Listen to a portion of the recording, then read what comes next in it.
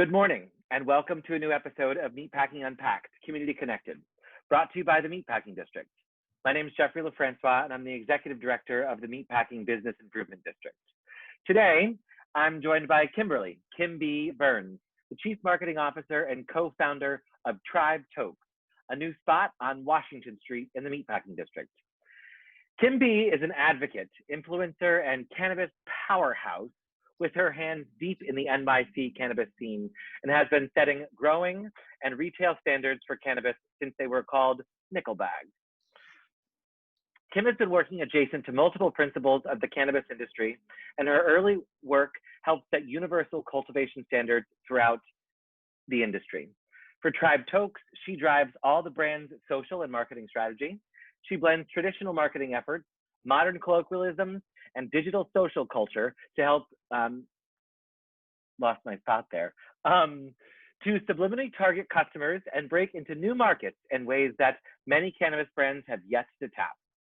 Kym also sits on the board of directors for the Cannabis World Congress and Business Expo, one of the largest business leaders in the Cannabis World and Congress Business Exposition, a business-to-business trade show event for the legalized cannabis industry. She volunteers and is on the committee for the NYC Cannabis Parade and Rally, one of the longest running cannabis events in the world. And on the patient advocacy side, KymB works with NUG-MD to help New Yorkers get their medical marijuana cards. So Kym, thank you for joining us today. Thank you so much for having me. I feel like a CBD cannabis unicorn after all of that. I'm like, wow, this girl is cool. Where does she love it. Time to live? It's a hell of a bio. So really good for you. And what a time it must be with marijuana sort of getting its moment in the stage of that it's okay that we're on this path towards legalization. So to start, can you explain TribeTokes, which is a new spot on Washington Street, and then we'll get into a little bit more after that. Absolutely. And, like being part of the tribe is and lifestyle. So that's what we brought to 807 Washington. When we had the opportunity here during a pandemic to open a store, we're like, we are those crazy gals that's gonna say yes. And it's been nothing but fun ever since. The TribeTokes brand kind of started a few years ago in New York City in the Meatpacking District, West Village area, and Deja and I have been rocking in meatpacking ever since.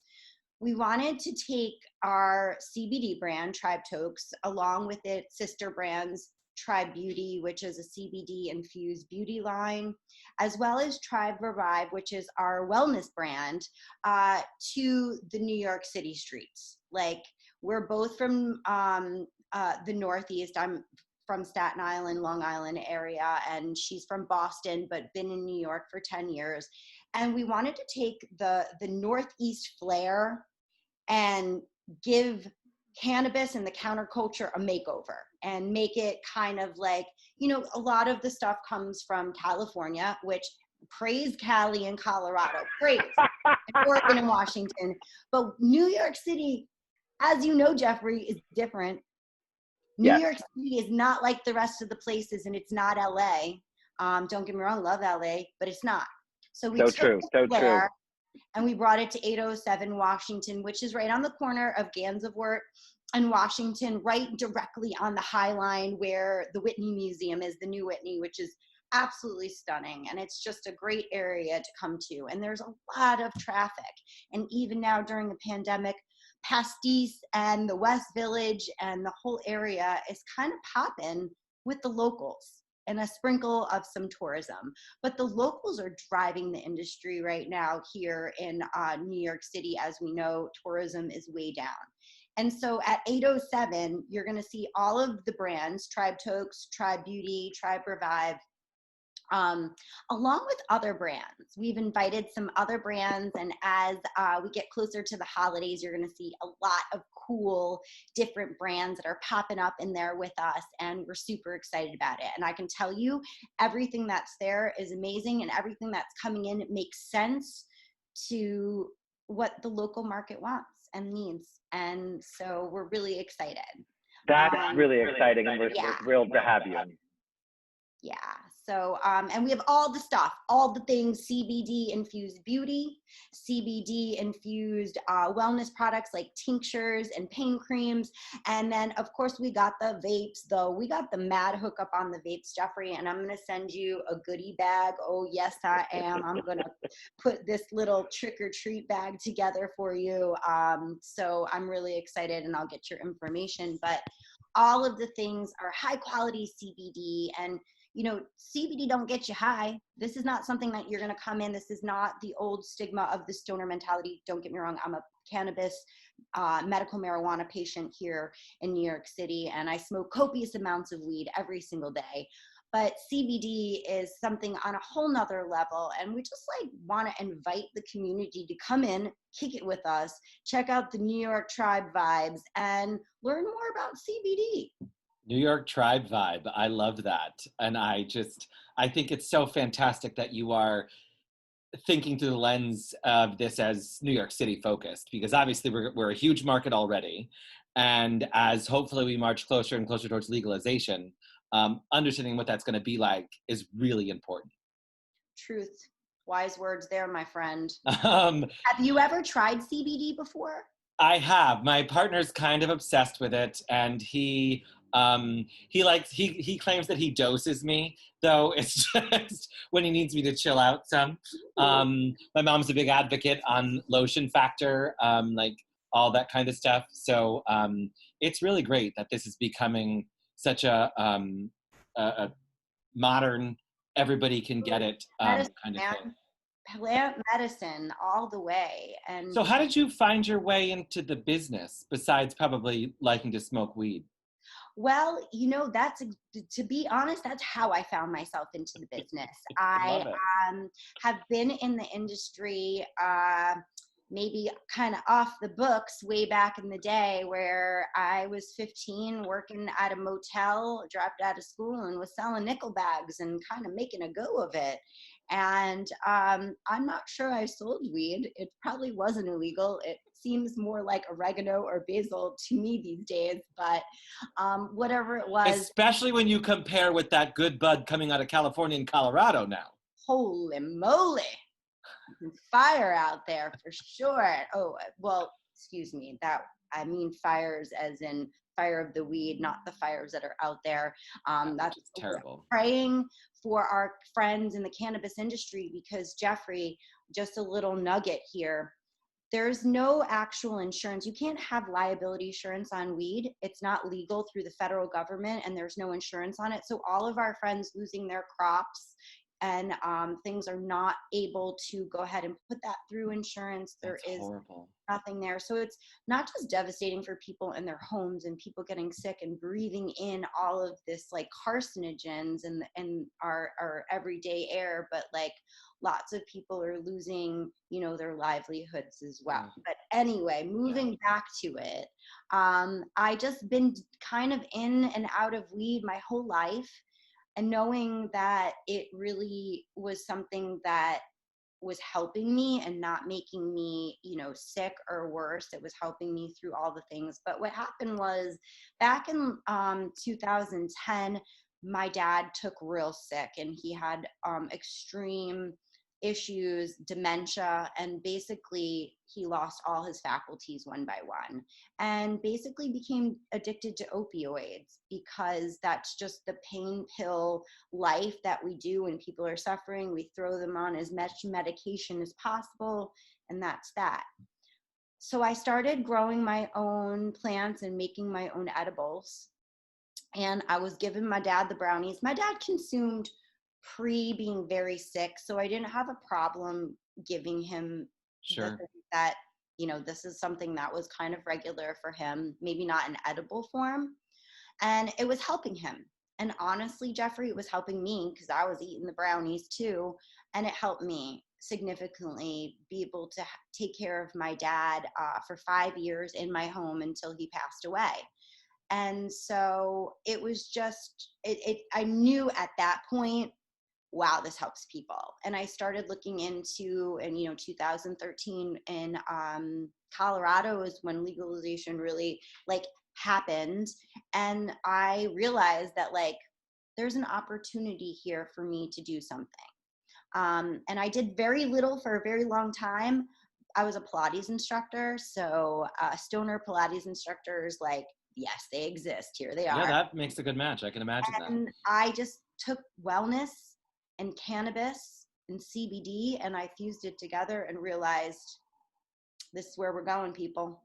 So I'm a newbie, pretend I know nothing, and I walk into your shop, which is beautiful. And one of the things I love about the industry it has a white glove element to it, and you walk in and you feel like you're at the makeup counter at Saks Fifth Avenue. Yes.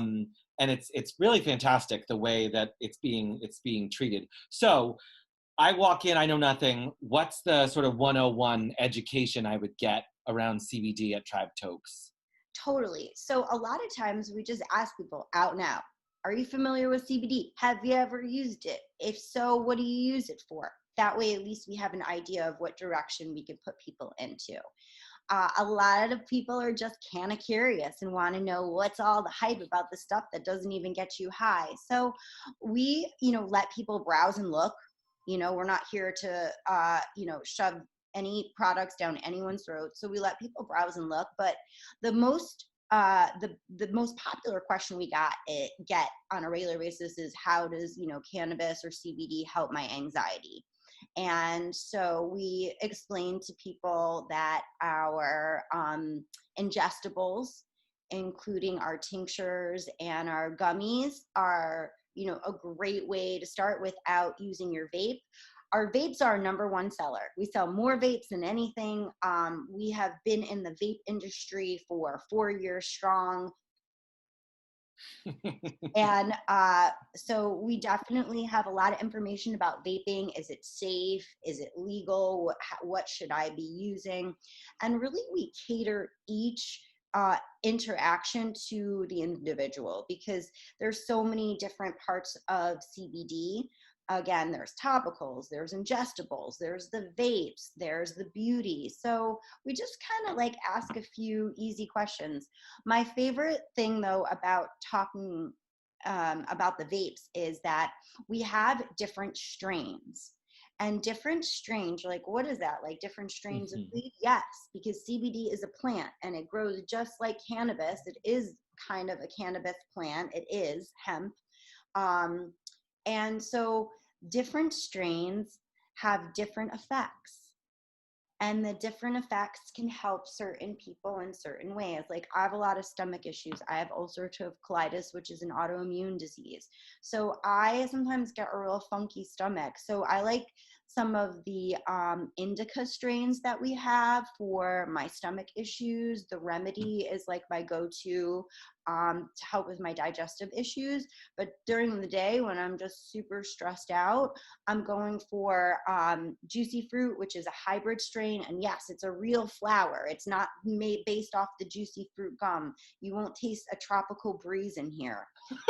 But it's great for anxiety, just like taking off a little bit of the edge. And so I think about cannabis as like my blankie, my favorite blankie. It kind of just covers me and makes me feel safe and calm, but still allows me to be a productive member of society. Absolutely. I think it's key, and it's so fabulous talking to you right now, KymB, about this. It's like, where do you meet, how do you meet the stigma, right, of the do nothing stoner? I mean, I think it's amazing talking to you to see how you become an entrepreneur through an industry that's often, unfortunately, too many people are in jail because of, and there's this stigma of do nothing around it. And so what are you guys doing to break that down? Well, it's just about, how you want to feel in your life. If you're depressed and sad, cannabis isn't going to cure you. It's not there to cure. It's there to help you be open to say, can I look at things differently? And I really think that a lot of people who smoke actually smoke before they go to work. smoke when they're taking care of their families, smoke when they're out and about running around. And it just takes the edge off. Like, I had a lady the other day who just was screaming. She was angry. And I just wanted her to have CBD so badly because, you know, driving angry doesn't help anybody. It doesn't help anybody. It's not safe, actually. No. And I just was like thinking, wow, she needs her vape pen. Like, I don't leave my house without it, because it really just helps calm you. It doesn't prohibit you from doing anything except looking at things differently. And I think the biggest stigma about this old stoner mentality is it was illegal, and the way that we made it funny and entertaining and more have a mass appeal is by poking fun at it and making it kind of making fun of it. And when it comes right down to it, we just did that to try to normalize it, right? We make funny jokes about things that people were uncomfortable with. And so really the stoner stigma was just like made up because we were trying to find a way to normalize it all these years. And really it was, you know, something that should have been praised from the beginning as an alternative. You know, I don't tell anybody go off your meds. You know, I'm not a doctor. I'm not here to prescribe you anything. What I'm saying is this can make you feel better if you allow it to. Got it. That's awesome. A portion of every purchase through TribeTokes at the end of 2020 goes to Colin Kaepernick's Know Your Rights camp. Can you tell us a little bit about that and why you guys have chosen to support this organization? Well, after George Floyd was murdered and the biggest civil rights movement that most of us have ever seen surfaced, we knew right away that being part of the cannabis industry, it is absolutely our job as leaders in the industry to lead by example. And we really felt, and before any of this happened, this was actually something that we were really interested in. We were looking for something to give back to. We just came to a point in our business where we're like, okay, now how do we enrich our communities? So helping children understand what racism is and eradicating it from an early part of someone's existence is actually what the whole core value of TribeTokes is helping people feel like not that they just are educated, but they are part of the tribe, and that everyone has the opportunity to do better and feel better, and having a great community really makes a difference. And so when children are taught things at an early age, it's usually something they remember for the rest of their lives, like riding a bike or swimming, right? This is why we do these things at an early age. And so we just felt in our hearts that if we had something to give, this is the best place to do it. Let's start re-educating our communities on how we can all live together and eradicate racism. Just to say it like that. We have to eradicate racism. It is the most important human rights movement that we can be on, so that we can help other parts of the world. If we're divided, we cannot help the world.